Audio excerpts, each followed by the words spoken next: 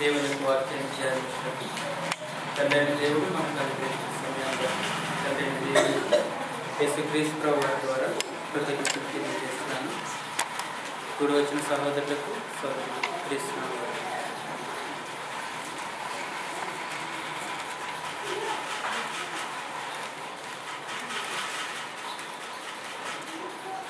పేతురు రాసిన రెండవ పత్రిక మొదటి అధ్యాయం 1 నుండి 11 వచనాల వరకు చదువుతాను. పేతురు రాసిన రెండవ పత్రిక మొదటి అధ్యాయం 1 నుండి 11 వచనాల వరకు. యేసుక్రీస్తు దాసుడును అపోస్తలుడైన సీమోను పేతురును మన దేవుని యొక్కయు రక్షకుడైన యేసుక్రీస్తు యొక్కయు నీతిని బట్టి మన వలనే అమూల్యమైన విశ్వాసమును పొందిన వారికి శుభమని చెప్పు రాయినది. తన మహిమను బట్టి గుణాతిశయమును బట్టి మనల్ని పిలిచిన వారిని కూర్చున్న అనుభవ జ్ఞానం మూలంగా ఆయన దైవశక్తి జీవమునకును భక్తికిని కావలసిన వాటన్నిటిని మనకు దయచేయుచున్నదన దేవుని గూర్చినట్టు మన ప్రభు అయిన యేసును గూర్చినట్టునైన అనుభవ జ్ఞానం వలన మీకు కృపయు సమాధానమును విస్తరించిన గాక.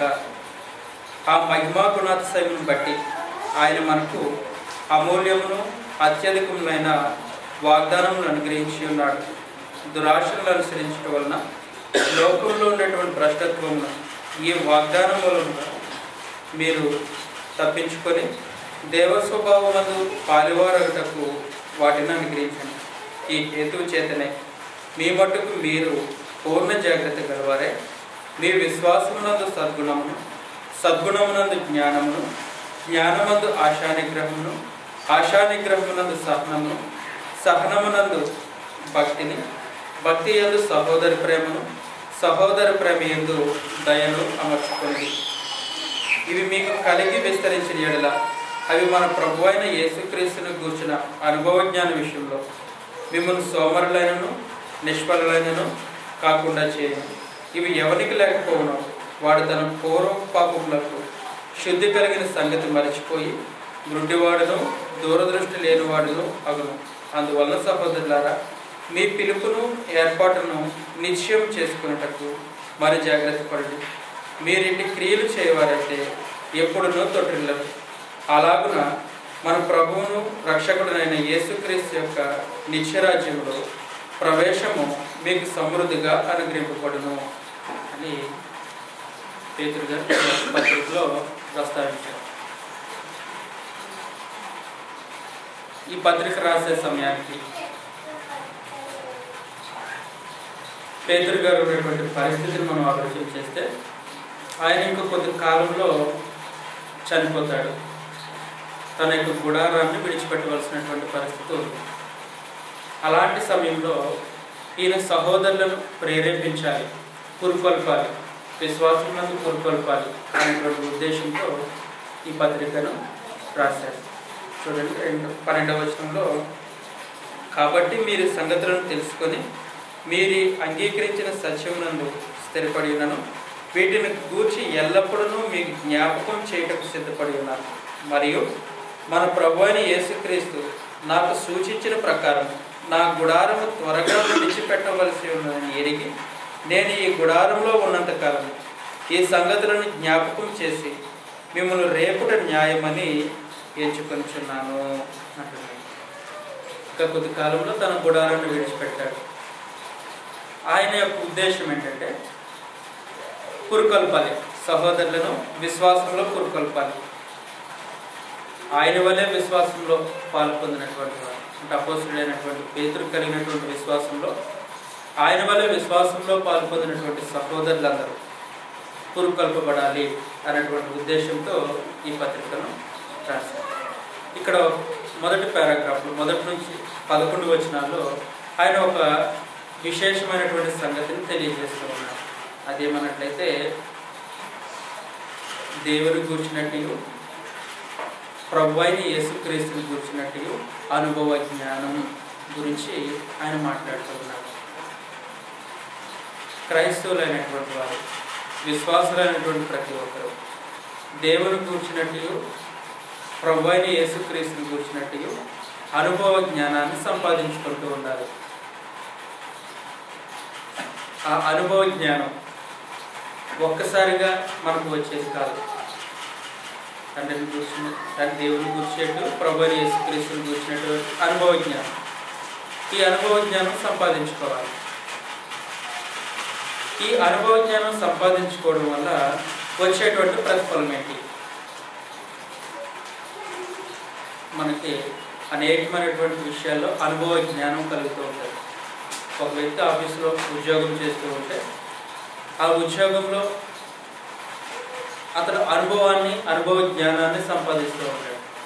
చేస్తున్న కొలది అనుభవం వస్తూ ఉంటాడు. ఏ పనైనా ఒక వ్యక్తి చేస్తూ ఉంటే చేస్తున్న కొలది ఆ పనిలో అనుభవం వస్తూ ఉంటుంది. అనుభవం జ్ఞానం కూడా వస్తూ ఉంటుంది ఆ పని విషయంలో. అలాగా తండ్రి అయిన దేవుని గురించి, ప్రభువైన అయిన యేసుక్రీస్తుని గురించి అనుభవ జ్ఞానం విశ్వాసులైనటువంటి వారు కలిగి ఉండాలి. ఈ అనుభవ జ్ఞానం కలిగి ఉండడం వల్ల వచ్చేటువంటి ప్రతిఫలం ఏంటి అని ఆలోచన చేస్తే 2వ వచనంలో మాట్లాడుతున్నారు. తన మహిమను బట్టి గుణాతిశయమును బట్టి మనం పిలిచిన వారిని కూర్చిన అనుభవ జ్ఞానం పొందుతాం. ఆయన దైవశక్తి జీవమునకు భక్తికి కావలసిన వాటన్నింటినీ మనకు దయచేయుచున్నదిగా అంటున్నాం. మొట్టమొదటిగా మనం పిలిచిన వారిని కూర్చిన అనుభవ జ్ఞానం, తండ్రి దేవుని గురించినటువంటి అనుభవ జ్ఞానం, యేసుక్రీస్తు ప్రభువుని గురించినటువంటి అనుభవ జ్ఞానం మనం కలిగి ఉండడం ద్వారా మనకు వచ్చేటువంటి మొట్టమొదటి ప్రతిఫలం ఏమిటన్నట్లయితే జీవమునకును భక్తికి కావలసిన వాటన్నిటినీ దయచేస్తారు. జీవమునకు భక్తి కావలసిన వాటన్నిటినీ మనకు పొందుకునే అవకాశం ఉంటుంది. ఎందుకంటే దేవుడు శక్తిమంతుడు, సర్వశక్తిమంతుడు. అది ప్రతి ఒక్కరూ నమ్ముతూ ఉన్నాం. సర్వశక్తిమంతుడు అయినటువంటి దేవుడు మనకు జీవాన్ని అనుగ్రహించడానికి సమర్థుడు. అలాంటి సర్వశక్తిమంతుడు అయినటువంటి దేవుడు మనకి జీవాన్ని అనుగ్రహించాలి అన్నట్లయితే ఆయన కూర్చున్నటువంటి అనుభవ జ్ఞానం అవసరం అంటున్నాను. తన యొక్క శక్తిని బట్టి దైవశక్తి, ఆయన యొక్క దైవశక్తి జీవమునకును భక్తికి కావలసిన వాటన్నిటిని దయచేయుచున్నదన అంటున్నాను. దేవుని కూర్చున్నటువంటి అనుభవ జ్ఞానంలో మనకు జీవం కలుగుతుంది. భక్తి జీవితంలో మనం అభివృద్ధి చెందే అవకాశం ఉంటుంది. అది దేవుని కూర్చున్నటువంటి అనుభవ జ్ఞానం. జీవము అంటే మనందరికీ తెలిసిందే, తండ్రిని దేవునితో సంబంధం కలిగి ఉండడం, సత్సంబంధాన్ని కలిగి ఉండడం జీవం. కొంతమంది సహోదరులు, కొంతమంది వ్యక్తులు, లేకుంటే అన్ని జనులుగా పిలువబడినటువంటి వారు అనేకులు వారి యొక్క క్రియలను బట్టి జీవంలో నుండి వేరుపరచబడి ఉన్నారు అని రాయడం జరిగింది. ఎఫెసీయులకు రాసిన పత్రిక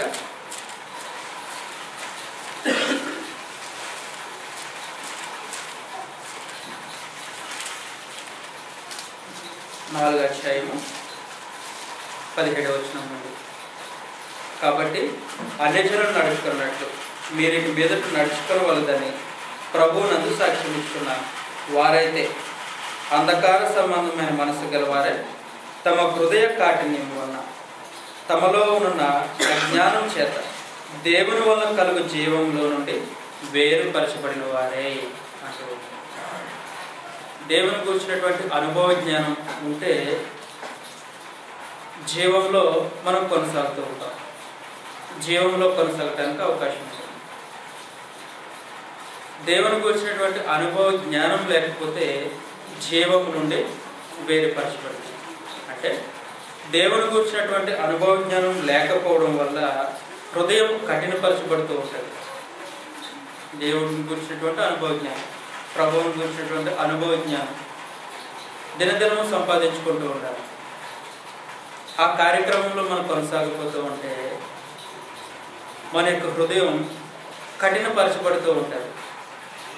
ఎప్పుడైతే మన హృదయం కఠినపరచబడిందో హృదయ కాఠిన్యం వలన మనం జీవంలో నుండి బొత్తిగా వేరు చేయబడతాం. కాబట్టి హృదయం కఠినపరచబడకుండా దేవుడు అనుగ్రహించినటువంటి జీవంలో మనం కొనసాగుతూ ఉండాలంటే దేవుని గురించినటువంటి అనుభవ జ్ఞానం సంపాదించుకోవాలి. విశ్వాసులైనటువంటి వారు సంపాదించుకోవాలి దేవుని గురించినటువంటి అనుభవ జ్ఞానం. ఇంకా అనుభవ జ్ఞానం వలన కలిగేటువంటి శ్రేష్టమైనటువంటి ప్రతిఫలం గురించి ఆలోచన చేస్తే పేతురు రాసిన పత్రికలోనే 4వ వచనంలో మొదటి అధ్యాయం, పేతురు రాసిన 2వ పత్రిక 1వ అధ్యాయం 4వ వచనం, ఆ మహిమ గుణాతిశయములను బట్టి ఆయన మనకు అమూల్యమును అత్యధికములైన వాగ్దానంలో అనుగ్రహించి ఉన్నాడు. దురాశలను అనుసరించడం వలన లోకంలో ఉన్న భ్రష్టత్వము ఈ వాగ్దానముల మూలంగా మీరు తప్పించుకొని దేవ స్వభావంలో పాలువారుటకు వాటిని అనుగ్రహించను. దేవుని గురించిన అనుభవ జ్ఞానం పొందుతున్నటువంటి వారికి దేవుడు వాగ్దానంలో అనుగ్రహించారు. ఎవరికి దేవుని గురించినటువంటి దేవుడు ఇచ్చినటువంటి వాగ్దానాలు చెందుతాయి అని ఆలోచించి అనుభవ జ్ఞానాన్ని కలిగి ఉన్నటువంటి వారికి, దేవుని గురించినటువంటి అనుభవ జ్ఞానం కలిగి ఉన్నటువంటి వారికి వాగ్దానాలు వస్తాయి. ఈ వాగ్దానాలు దేవుని గురించినటువంటి అనుభవ జ్ఞానం కలిగి ఉన్నటువంటి వ్యక్తి జీవితంలో ఎలా ప్రభావితం చూపుతాయి అని ఆలోచన చేస్తే ఏమంటున్నారంటే, లోకంలో ఉన్నటువంటి భ్రష్టత్వమును ఈ వాగ్దానం వల్ల మీరు తప్పించుకొని దేవ స్వభావంలో పాలువారుటకు వాటిని అనుగ్రహించాను. దేవుని గురించినటువంటి అనుభవ జ్ఞానం కలిగి ఉంటే వాగ్దానాలకి మనం హక్కుదారు, వాగ్దానాలు మనం చెందుతాం. వాగ్దానం ఎవరికైతే చెందుతుందో, ఎవరికైతే వర్తించబడుతున్నాయో వారు లోకంలో ఉన్నటువంటి భ్రష్టత్వం నుండి తప్పించుకోవడానికి అవకాశం ఉంటుంది. లోకంలో భ్రష్టత్వం ఉంది. ఈ లోకంలో ఉన్నటువంటి భ్రష్టత్వం నుండి విశ్వాసులైనటువంటి వారు తప్పించుకోవాలి. ఎందుకంటే లోకంలో ఉన్నటువంటి భ్రష్టత్వం దేవుని వల్ల కలిగినది కాదు. యోహాను రాసినటువంటి మొదటి పత్రిక 2వ అధ్యాయం 16-17 వచనాలు ఈ మాటలు ఉన్నాయి. లోకంలో ఉన్నదంతా శరీరాశ, నేత్రాశ, జీవగుణం, ఇవి తండ్రి వల్ల కలిగినవి కావు అంటూ ఉన్నాయి. అంటే లోకంలో ఉండేటువంటివి తండ్రి వల్ల కలిగినటువంటివి కాదు. లోకంలో ఉండేటువంటి భ్రష్టత్వం తండ్రి వల్ల కలిగినటువంటిది కాదు. కాబట్టి లోకంలో ఉన్నటువంటి భ్రష్టత్వం నుండి మనం తప్పింపబడాలి. ప్రతి క్షణం మనం తప్పింపబడాలి. లోకంలో ఉన్నటువంటి భ్రష్టత్వం నుండి ప్రతి క్షణం లోకంలో ఉన్నటువంటి భ్రష్టత్వం నుండి ఎప్పుడు తప్పించుకోగలం ఆలోచన చేస్తే దేవుని కూర్చున్నటువంటి అనుభవ జ్ఞానం మనం కలిగి ఉన్నప్పుడు, ప్రభువుని కూర్చున్నటువంటి అనుభవ జ్ఞానం మనం కలిగి ఉన్నప్పుడు లోకంలో నుండి భ్రష్టత్వం నుండి తప్పించుకొనబడడం మాత్రమే కాదు, దేవుని యొక్క స్వభావంలో మనం పాలువారం అవుతాం. లోకంలో నుండి భ్రష్టం తప్పించుకొని దేవ స్వభావంలో మనం పాలువారం అవుతాం. ఈ లోకంలో మన యొక్క గురి, విశ్వాసుల యొక్క గురి, క్రైస్తవుల యొక్క గురి ఏమిటన్నట్లయితే దైవ స్వభావాన్ని సంపాదించుకోవడం, దేవుని యొక్క వ్యక్తిత్వాన్ని మనం సంపాదించుకోవడం. తండ్రి అయిన దేవుని యొక్క వ్యక్తిత్వం యేసుక్రీస్తు ప్రభువు వారు ఈ భూమి మీద సంపూర్తిగా మనకు బయలుపరిచాడు. ఆయన యొక్క జీవితంలో తండ్రి అయిన యొక్క దేవుని యొక్క వ్యక్తిత్వాన్ని అలా ప్రదర్శించారు కన్నుల ఎదుట.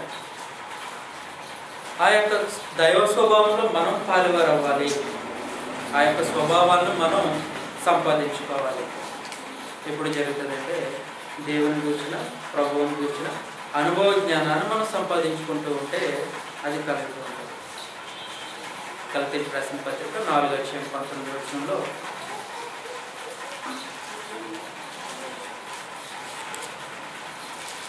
అపోస్తలుడైన పౌలు ఈ విధంగా మాట్లాడుతున్నాను గలతీ సంఘాన్ని ఉద్దేశించి, నా పిల్లలారా, క్రీస్తు స్వారూప్యము మీ యందు ఏర్పడే వరకు మరలా మీ విషయమై నాకు ప్రసవ వేదన కలుగుతున్నది.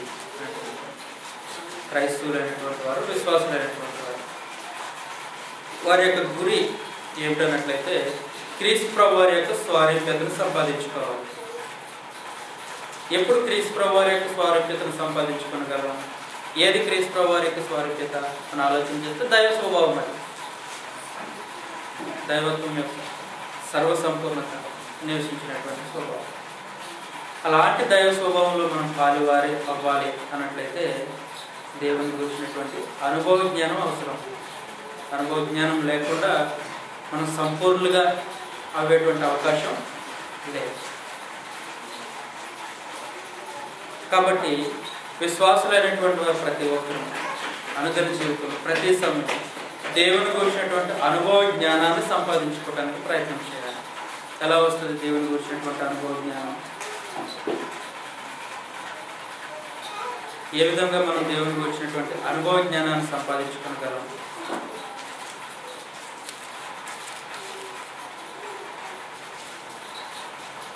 ఎలా సంపాదించుకోగలమో కింద చెప్తూ ఉన్నాడు. మొదటి అధ్యాయం 5వ వచనం, పేతురు రాసిన 2వ పత్రిక మొదటి అధ్యాయం 5వ వచనంలో ఏ విధంగా మనం దేవునికి వచ్చినటువంటి అనుభవ జ్ఞానాన్ని సంపాదించుకోగలమో ఇక్కడ చెప్తూ ఉన్నాడు.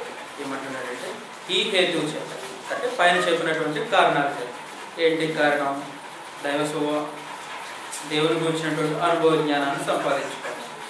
దేవుని గురించినటువంటి అనుభవ జ్ఞానం వలన మనకు దేవుడు జీవమునకు భక్తికి కావలసిన వాటన్నిటిని అనుగ్రహిస్తాడు. రెండవది, వాగ్దానం మూలంగా లోకంలో ఉన్నటువంటి భ్రష్టత్వములను మనం తప్పింపడతాం. మూడవది, దైవ స్వభావంలో మనం పాలువారం అవుతాం. కాబట్టి ఈ హేతు ఈ కారణాన్ని బట్టి మనం ఏం చేయాలి, ఎలాగ అనుభవ జ్ఞానాన్ని సంపాదించుకోవాలో కింద మాట్లాడుతూ ఉన్నారు. 5వ వచనం, ఈ హేతు చేతనే మీ మట్టుకు మీరు పూర్ణ జాగ్రత్త గలవారు. మీ విశ్వాసమునందు సద్గుణమును, సద్గుణమునందు జ్ఞానమును, జ్ఞానమునందు ఆశానిగ్రహమును, ఆశానిగ్రహమునందు సహనమును, సహనమునందు భక్తిని, భక్తి యందు సహోదర ప్రేమను, సహోదర ప్రేమ యందు దయను అమర్చుకోండి. కారణం చెప్పాడు. ఈ హేతు చెప్పాడు. ఏంటి కారణం? అనుభవ జ్ఞానాన్ని సంపాదించాలి. దానివల్ల ఏం జరుగుతుంది? లోకంలో ఉన్నటువంటి భ్రష్టత్వం తప్పించాలి, దైవ స్వభావంలో పాల్గొనాలి. జీవంలో నుండి మనం వేరుపరచకుండా జీవమును, భక్తిని తండ్రి దేవుని నుండి మనం సంపాదించుకుంటాం. ఈ కారణాన్ని బట్టి మనం ఎలా జీవించాలో ఇక్కడ చెప్తూ ఉన్నాడు. ఈ హేతు చేత మీ మట్టుకు మీరు పూర్ణ జాగ్రత్త గలవారై అంటూ ఉన్నారు. మొట్టమొదటిగా పూర్ణ జాగ్రత్త గలవారై కొన్ని పనులు చేస్తూ ఉండాలి. ఆ పనులు చేసే విషయంలో పూర్ణమైనటువంటి జాగ్రత్త అవసరమైనది. పూర్ణ జాగ్రత్త గలవారే విశ్వాసం నందు సద్గుణమును అంటున్నాడు. పూర్ణ జాగ్రత్త గలవారే మనకు ఉండేటువంటి విశ్వాసంలో సద్గుణాన్ని అలవర్చుకోవాలి. విశ్వాసం నందు సద్గుణం అంటున్నాడు. సద్గుణము అంటే ఏంటండి? సద్గుణం అంటే మంచి గుణం. సద్గుణం అంటే మంచి గుణం. విశ్వాసం నందు మంచి గుణం, సద్గుణంను అమర్చుకోవాలి. సద్గుణం నందు జ్ఞానం, సద్గుణమునందు జ్ఞానం, జ్ఞానమునందు ఆశానిగ్రహం. ఆశానిగ్రహం అంటే మనకు అందరికీ తెలుసు, నిగ్రహ శక్తి కలిగి ఉండడం. విశ్వాసం నందు సద్గుణం, సద్గుణం నందు జ్ఞానం, జ్ఞానమునందు ఆశానిగ్రహం, ఆశానిగ్రహం నందు సహనం, ఆశానిగ్రహం నందు సహనం. సహనం అంటే మనందరికీ తెలుస్తుంది, ఓర్చుకునేటువంటి సామర్థ్యం, ఓర్చుకునేటువంటి స్వభావం, దాన్ని సహనం. విశ్వాసం నందు సహనం, సహనం నందు భక్తి, సహనం నందు భక్తి. విశ్వాసం లేకుండా, విశ్వాసం లేకుండా, సద్గుణం లేకుండా, జ్ఞానం లేకుండా, ఆశానిగ్రహం లేకుండా, సహనం లేకుండా ఒక వ్యక్తి భక్తిని సంపాదించుకోవడానికి, భక్తిపరుడిగా ఉండటానికి అవకాశం ఉంటుందా? ఉండదు. పూర్ణ జాగ్రత్తతో అలవరుచుకునేటువంటి ఒక పద్ధతి అక్కడ మాట్లాడుతూ ఉన్నాం. మొట్టమొదటిగా విశ్వాసం ఉంది. మన ప్రతి ఒక్కరికి విశ్వాసం ఉంది. విశ్వాసం నందు మనం ఏం చేయాలి? సద్గుణం, సద్గుణం నందు జ్ఞానం, జ్ఞానం నందు ఆశానిగ్రహం, ఆశానిగ్రహం నందు సహనం, సహనం నందు భక్తి. ఇవేమీ లేకుండా భక్తిగా మనం ఉండటానికి అవకాశం లేదు. నటించి వచ్చేమో ఒకవేళ, సహనం లేకుండా భక్తిని కనపరిచే అవకాశం లేదు. కాబట్టి ఇలాగ భక్తిని కనపరిచి, భక్తి యందు సహోదరి ప్రేమ. సహోదరి ప్రేమ అంటే సంఘంలో ఉన్నటువంటి సహోదరులను ఒకరినొకరు ప్రేమించేటువంటి స్వభావం సహోదరి ప్రేమ. సహోదరి ప్రేమ యందు దయ. దయను గురించి కింద ఏం మాట్లాడుతున్నారంటే పుట్టినట్లో ప్రేమ. సహోదరి ప్రేమ నుండి దేవుని ప్రేమ, అగాపే, దేవుని ప్రేమకు మనం మర్చిపడుతూ ఉన్నాం. ఈ కార్యక్రమంలో మనం కొనసాగుతూ ఉంటే విశ్వాసం నందు సద్గుణం, సద్గుణం నందు జ్ఞానం, జ్ఞానం నందు ఆశానిగ్రహం, ఆశానిగ్రహం నందు సహనం, సహనం నందు భక్తి, భక్తి యందు సహోదరి ప్రేమ, సహోదరి ప్రేమ యందు దయను అమర్చిపోవటానికి మనం ప్రయత్నం చేస్తూ ఉంటుంటే దేవుని కూర్చున్నటువంటి అనుభవ జ్ఞానం మనకు వస్తూ ఉంటుంది. ఒక విషయంలో ఒకటి అలవర్చుకోవటానికి, ఒకదాని తర్వాత ఒకటి సాధించడానికి మనం ప్రయత్నం చేస్తూ ఉంటాం. దేవుని కూర్చున్నటువంటి అనుభవ జ్ఞానం మనం కలుగుతుంది. ఈ విధంగా విశ్వాసులైనటువంటి వారు దేవుని కూర్చున్నటువంటి అనుభవ జ్ఞానాన్ని సంపాదించుకోవడానికి అవకాశం ఉంది. అనుభవ జ్ఞానం లేకుండా మనం సంపూర్ణంగా అవే అవకాశం లేదు. అనుభవ జ్ఞానం, చిన్నపిల్లలు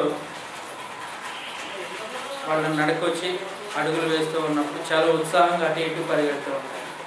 ఎటు పరిగెట్టినా పర్వాలేదు అనుకుంటారు. కొంతకాలం ఇలా పరిగెట్టి ఎండలోకి వెళ్ళారనుకోండి, కాలు ఇమీడియట్గా అనుభవం వస్తుంది. ఎండలోకి వెళ్తే కాలు.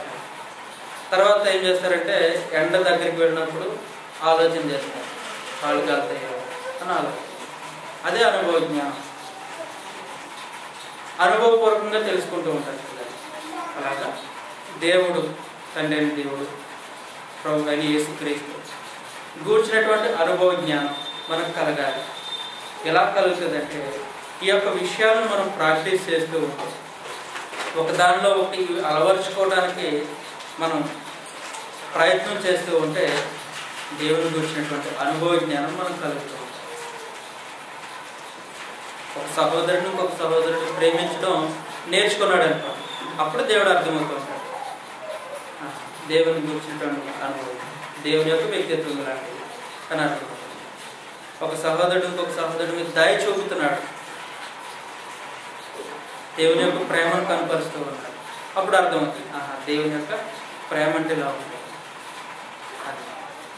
కాబట్టి ఈ విధంగా అనుభవ జ్ఞానాన్ని సంపాదించుకోవడం అనేది మన యొక్క జీవితం. కాబట్టి దేవుని గురించినటువంటి అనుభవం